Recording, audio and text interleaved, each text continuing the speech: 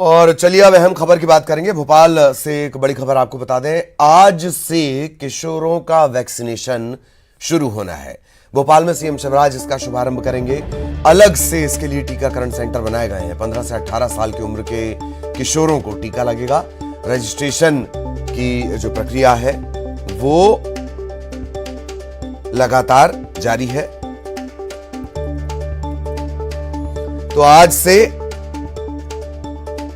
किशोरों के वैक्सीनेशन की यह प्रक्रिया शुरू हो जाएगी। अब तक जो रजिस्ट्रेशन हुए हैं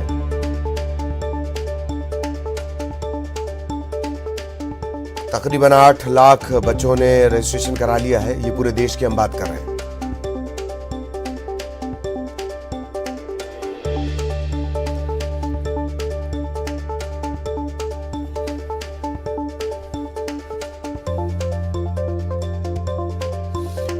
तो आज से टीकाकरण केंद्र भी अलग बना दिए गए थे। जो टीकाकरण केंद्र, आज से किशोरों का वैक्सीनेशन। आज है 3 जनवरी, 1 तारीख से रजिस्ट्रेशन की प्रक्रिया शुरू हुई थी। और बच्चों को, हालांकि किशोर हैं ये 15 से 18 साल, तो किशोरों को वैक्सीनेशन की जो प्रक्रिया है वो आज से शुरू हो जाएगी।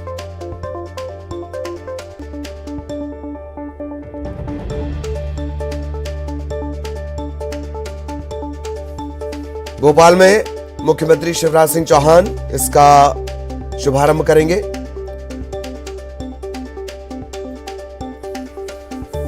सहयोगी जितेंद्र हमारे साथ जुड़े हुए हैं। एक बार आपको भोपाल लिए चलते हैं। सहयोगी जितेंद्र इस वक्त हमारे साथ जुड़े हुए हैं। जितेंद्र, आज से ये बड़ा स्टेप होगा।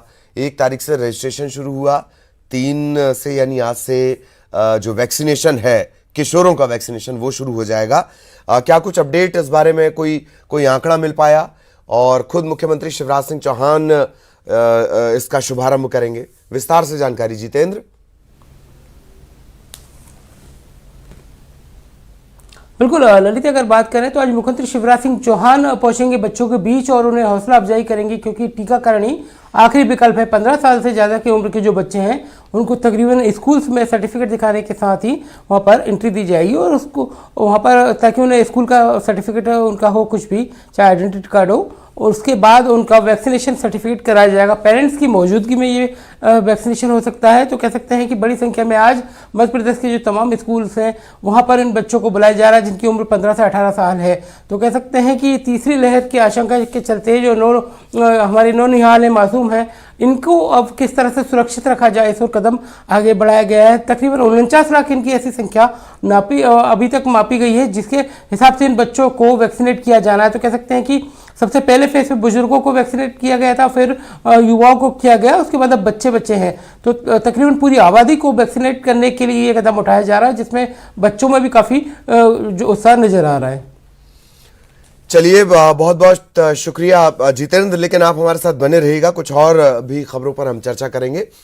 और अब बात करेंगे सुबह सवेरे की, यानी तमाम अखबार क्या कुछ उनकी सुर्खियां बनी हुई हैं, वो कौन सी खबरें हैं, वो सूबे के प्रमुख अखबारों में कौन सी खबरें हैं जिनसे आपको अपडेट हो जाना चाहिए, और लगातार जिनसे जुड़े अपडेट हम आपको देते रहेंगे। शुरू करते हैं सुबह सवेरे।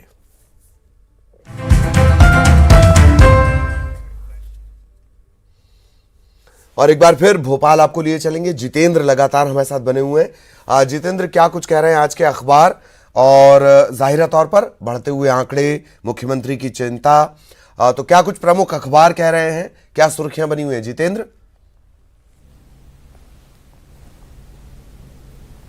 बिल्कुल ललित, अगर बात करें तो दैनिक भास्कर जो अखबार है उसमें सबसे पहली खबर यही है कि वैक्सीनेशन की डगर पर बच्चों चलाओ चलकर।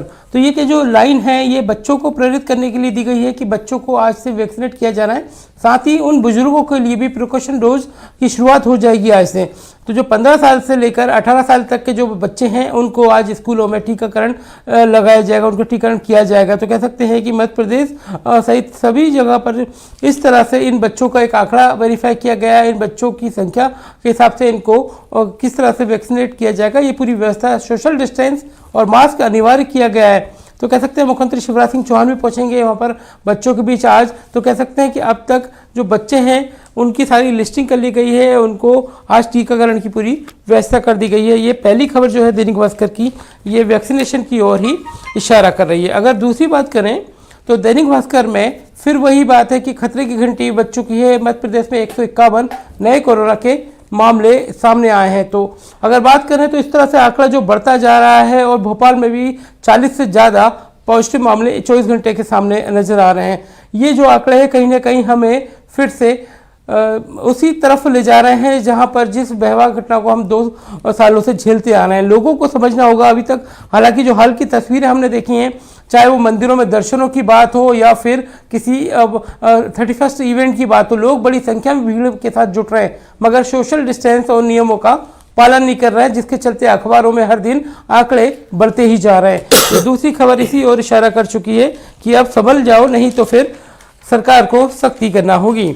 अगर बात करें तो पत्रिका अखबार की भी जो पहली खबर है यही है कि बच्चों को सुरक्षा कवच आज से लगाया जाएगा। तीसरी लहर के चलते 15 से 18 उम्र के जो बच्चे हैं उनको आज वैक्सीनेट किया जाएगा। तो इसे लेकर बच्चों में काफ़ी उत्साह है। कुछ बच्चों को इंजेक्शन के नाम पर डर भी है, मगर जब तक लोगों ने उन्हें समझाइश दी है, लोगों से उन्हें मोटिवेशन मिला है, तो अब उनके मन से वो डर भी निकल चुका है। क्योंकि ओमिक्रॉन स्ट्रेन के चलते भी अलग अलग व्यवस्थाएं की गई हैं। उनके चलते विदेश में जो लोग 31st मनाने गए थे, अब जब उनकी एंट्री हो रही है, वापस भोपाल पहुंच रहे हैं, तो एयरपोर्ट पर भी उनकी काफ़ी चेकिंग होगी, उनको क्वारंटाइन किया जाएगा, उनकी जांच होगी, उसके बाद वो अपने घर पहुंच पाएंगे। क्योंकि नए साल का जश्न वो मना चुके हैं, मगर किसी तरह का संक्रमण प्रदेश में ना फैले, इसलिए इस पर सख्ती रखी जा रही है।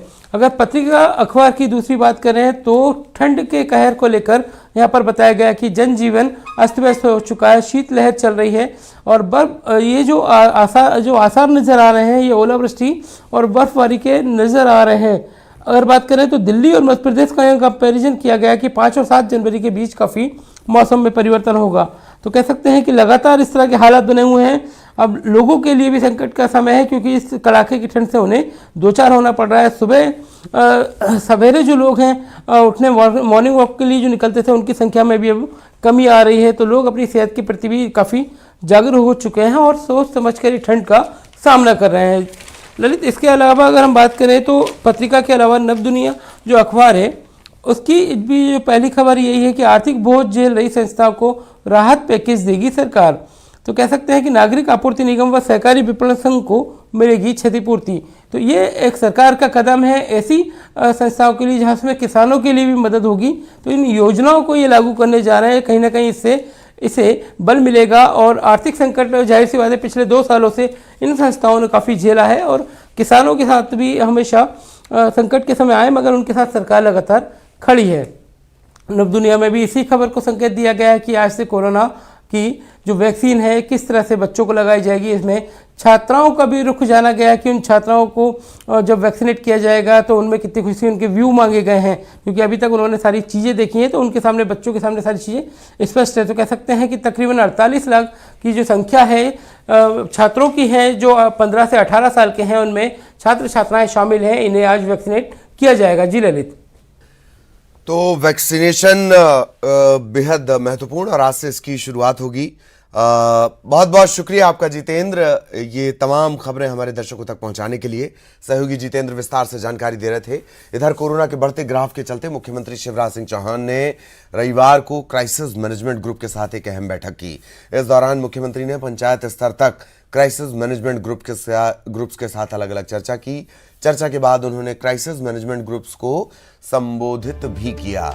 इस दौरान उन्होंने कहा कि देश प्रदेश में कोरोना की तीसरी लहर ने दस्तक दे दी है, हम सबको मिलकर मुकाबला करना होगा। अपने इलाके में कोरोना की तीसरी लहर को रोकने के लिए क्राइसिस मैनेजमेंट कमेटियां फैसला लें, पाबंदियां लगाएं, सर्दी खांसी जुकाम इसे गंभीरता से लिया जाए।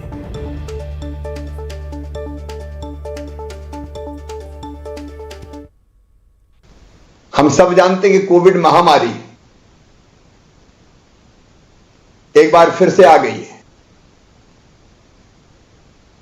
भगवान की कृपा रही है तो प्रार्थना की है, लेकिन मुकाबला हमें करना है। तीसरी लहर आ गई है, हमने कोविड की पहली लहर का भी मुकाबला किया है।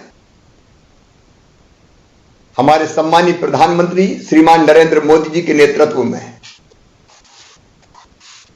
और दूसरी लहर से भी हम लड़े हैं। ये प्रधानमंत्री जी के नेतृत्व का ही परिणाम है कि 140 करोड़ टीके भारत में लग चुके हैं। अपने आप में अद्भुत है ये।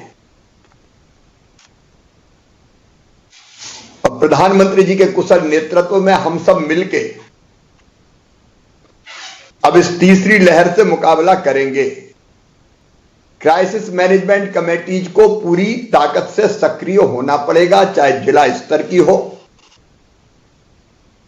चाहे विकासखंड स्तर की हो, चाहे पंचायत और वार्ड स्तर की हो। प्रभारी मंत्री और कलेक्टर मिलकर सुनिश्चित करेंगे कि हमारे माननीय सांसदगण, विधायकगण, समाजसेवी, धर्मगुरुगण कोविड के क्षेत्र में पहले भी जिनने बहुत बेहतर काम किया, हम सबको जोड़ लें। अब ग्राम स्तरीय जो हमारी समितियां हैं, पंचायत स्तरीय और वार्ड स्तरीय, उनसे मैं निवेदन करना चाहता हूं कि खांसी, सर्दी, जुकाम, हल्का बुखार, इसको गंभीरता से ले। गांव में वही देख सकते हैं जैसे पिछली बार हम लोगों ने टीका लगवाए, सैंपल टेस्ट के लिए नहीं मिलते थे, उनको लगाया, या जो बीमार थे उनको निकाल के कोविड केयर सेंटर तक ले गए, या पंचायत भवन या स्कूल को ही हमने कोविड केयर सेंटर बना दिया। तो ये तो गांव में करना पड़ेगा हमको। जो हमारे प्राइवेट अस्पताल है जिनको हमने अनुबंधित किया था, उस अनुबंध में 1 जनवरी से 31 मार्च 2022 तक अभी वृद्धि कर दी। तो आप ये अनुबंध कर लें। और प्राइवेट अस्पताल में मुख्यमंत्री कोविड उपचार योजना के अंतर्गत उपचार होगा, जरूरत पड़ने पर निःशुल्क उपचार होगा, पैसे हम देंगे।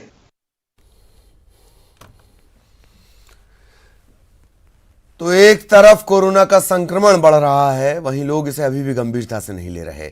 अलग अलग जगहों की तस्वीरें आप देखेंगे तो आपको इस बात का यकीन हो जाएगा किस तरीके से लापरवाही बरती जा रही है। शिवपुर की भी तस्वीरें दिखा दें आपको। ये बीजेपी जिला कार्यालय की जिला कार्यकारिणी के पदाधिकारियों की एक परिचय बैठक थी। सैकड़ों लोग कार्यालय की यहाँ पर जमा हो गए और ना इन्होंने मास्क पहना, ना सोशल डिस्टेंसिंग का पालन किया, छत पर खड़े हुए हैं ये लोग। विजयपुर के भाजपा नेता अरविंद और गुड्डू जादव शक्ति प्रदर्शन के लिए 50 गाड़ियों का काफिला लेकर पहुंच गए। गाड़ियों में खचाखच भीड़ भरी हुई थी। अयुक्त प्राकृत स्तब्ध सतो निष्कृति कोल से दिशादी दीर्घ सूत्री च कर्ता तामस उच्यते। उस कार्यक्रम में हमारे बीच में पिछड़ा वर्ग मोर्चे के प्रदेश का अध्यक्ष सम्मानित। और अब दिल्ली से बड़ी खबर आपको बता दें, ओबीसी आरक्षण पर आज अहम सुनवाई होनी है। सुप्रीम कोर्ट में आज ये अहम सुनवाई होगी। वरिष्ठ वकील हरीश साल्वे सरकार का पक्ष रखेंगे। सरकार सर्वे के लिए 4 महीने का वक्त मांग रही है। पूरा घटनाक्रम लगातार हमने आपको बताया है। आज इस पर अहम सुनवाई होनी है। सरकार मांगेगी वक्त, 4 महीने का वक्त दीजिए, ओबीसी का हमें सर्वे करना है।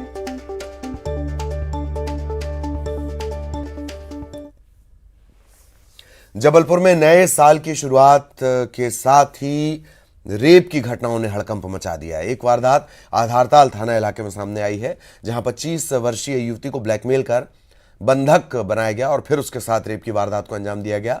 इधर एक अन्य घटना में 15 साल की किशोरी को उसके मौसेरे भाई ने दोस्तों के साथ मिलकर शिकार बनाया।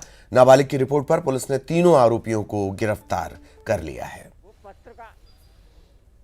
पालिका थाना उपस्थित आई, जिसने बताया कि इसका मौसेरा भाई अर्जुन रैकवार ने इसे घर से बुलाकर कठौंदा बाईपास ले गया और इसके 2 साथी और थे जिन्होंने ले जाकर इसके साथ दुराचार किया है। रिपोर्ट पर अपराध कायम कर विवेचना में लिया गया है। आरोपियों को गिरफ्तार किया गया। कालीचरण के बयान और फिर गिरफ्तारी को लेकर जंग जारी है। कालीचरण की गिरफ्तारी से भाजपा के कई नेता आक्रोशित हैं। हिंदुवादी संगठन सड़कों पर आकर विरोध प्रदर्शन कर रहे हैं। जबलपुर में हिंदू सेवा परिषद ने मालवीय चौक पर कालीचरण के समर्थन में प्रदर्शन किया। छत्तीसगढ़ के सीएम भूपेश बघेल का पुतला दहन कर मुर्दाबाद के नारे लगाए और नाथूराम गोडसे की जिंदाबाद कही। परिषद का कहना है कि देश में अभिव्यक्ति की आजादी का अधिकार सभी को है। कालीचरण ने अपनी अभिव्यक्ति दी है। अगर जल्द से जल्द उन्हें रिहा नहीं किया गया तो आने वाले दिनों में देश भर में उग्र आंदोलन किया जाएगा। हैरत की बात देख रहे हैं आप कि जिसकी हत्या के बारे में बात की जा रही है, जिसकी हत्या की गई और जिसने हत्या की, जिस हत्यारे की जिंदाबाद कही जा रही है, उसी व्यक्ति के चलते इस देश में अभिव्यक्ति का जो अधिकार है वो सुरक्षित है।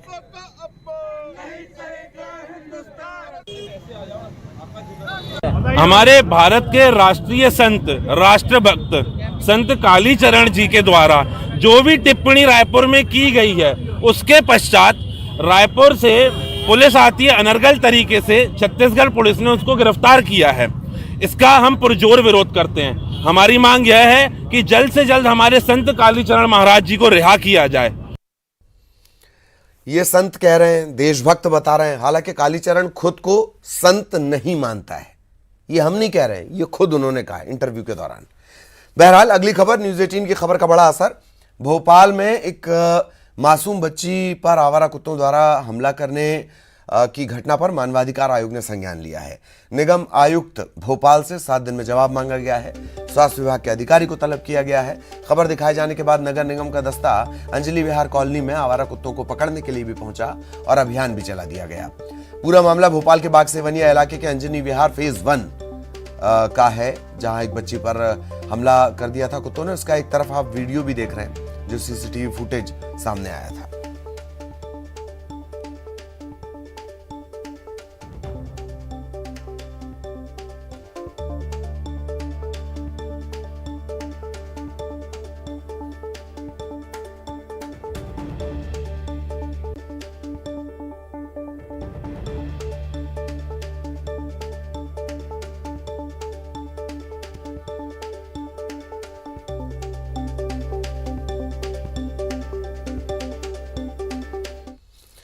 अहम खबर, मेजर ध्यानचंद खेल विश्वविद्यालय के शिलान्यास कार्यक्रम में प्रधानमंत्री नरेंद्र मोदी ने मेरठ के 3 ओलंपियन और पैरालंपियन समेत 32 खिलाड़ियों से बातचीत की।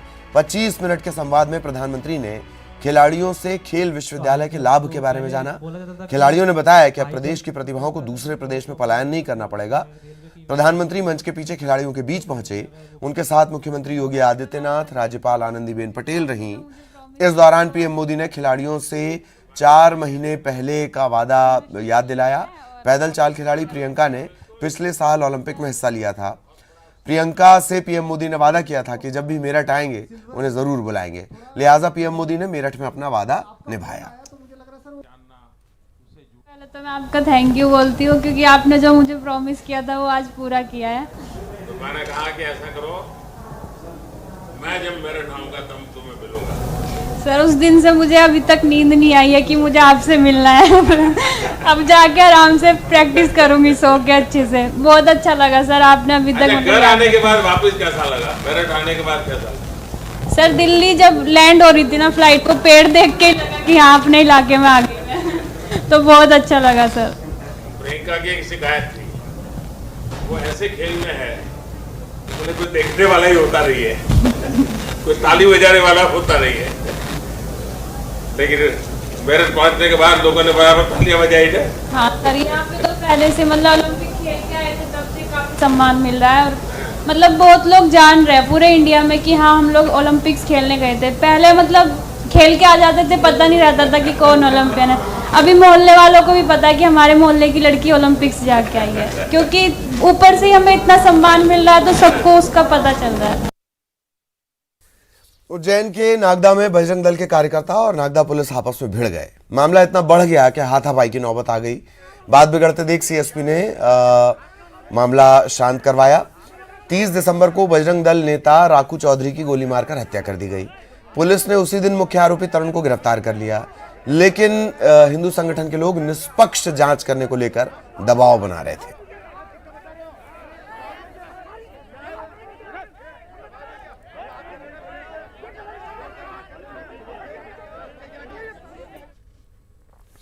झाबुआ जिले के रायपुरिया थाना प्रभारी ने नशे में धुत होकर चौराहे पर जमकर उत्पात मचाया। इसका वीडियो भी सामने आया और जो रायपुरिया थाना प्रभारी अनिल बामनिया वो कैसे लोगों के साथ मारपीट कर रहे हैं, लोगों के साथ बेमतलब ये मारपीट करते नजर आए, आम लोगों की पिटाई कर दी। ये गुंडाई चलती रही। इसके बाद लोगों के सब्र का बांध टूटा, उन्होंने भी अंधेरे का फायदा उठाया और टीआई के साथ हाथापाई कर दी। इधर इस पूरे घटनाक्रम के बाद टीआई अनिल बामनिया और एएसआई अजीत सिंह को निलंबित कर दिया गया है। और इसी के साथ इस बुलेटिन में इतना ही। खबरें जारी रहेंगी।